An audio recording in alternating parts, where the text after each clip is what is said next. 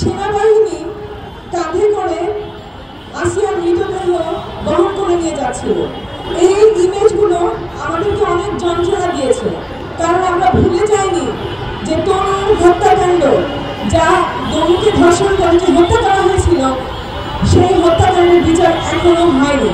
সুতরাং এই ধরনের যত পায়তারা চলছে তা অবিলম্বে বন্ধ করতে হবে।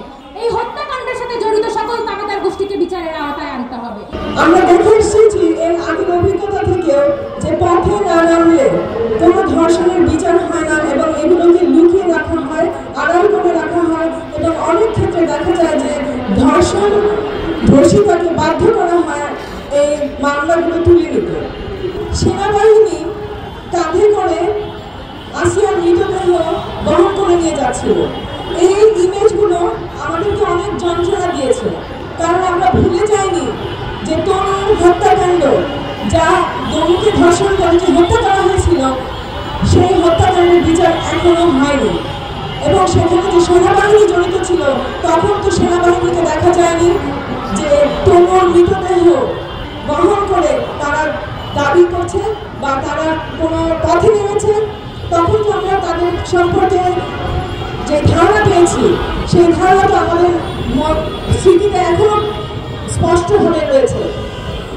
আমি বলবো যে আসিয়াকে কেন্দ্র করে যে আন্দোলন তৈরি হয়েছে, সেটাকে নিজেদের কৃতিত্ব হিসাবে দেখাতে এবং একটা সমাধানের দিকে নিয়ে যেতে সরকার তার একটা কৃতিত্ব প্রদর্শন করায় ব্যস্ত ছিল।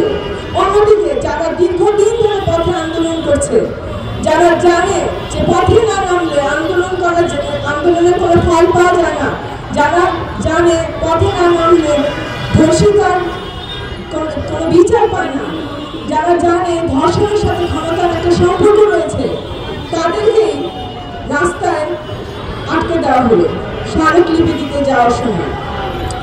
যে সাইবার সিকিউরিটি অ্যাক্ট নামক আরেকটি নিপীড়নমূলক আইন প্রণয়নের তারা প্রচেষ্টা চালাচ্ছে। বন্ধুগণ, আমরা দেখেছি আওয়ামী লীগ শাসন আমলে এই সরকার কিভাবে বাক স্বাধীনতা হরণ করেছিল।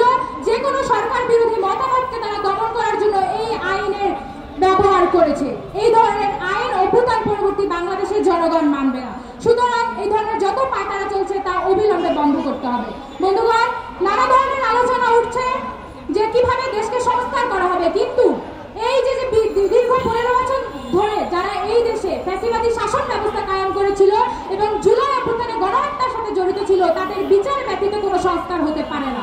সুতরাং অবিলম্বে আওয়ামী লীগের বিচার করতে হবে এবং এই হত্যাকাণ্ডের সাথে জড়িত সকল তাবেদার গোষ্ঠীকে বিচারের আওতায় আনতে হবে।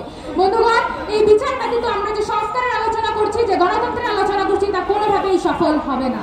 সুতরাং আমরা এখানে আহ্বান জানাচ্ছি যে অতি দ্রুতই এই সরকারকে আওয়ামী লীগের বিচার করতে হবে।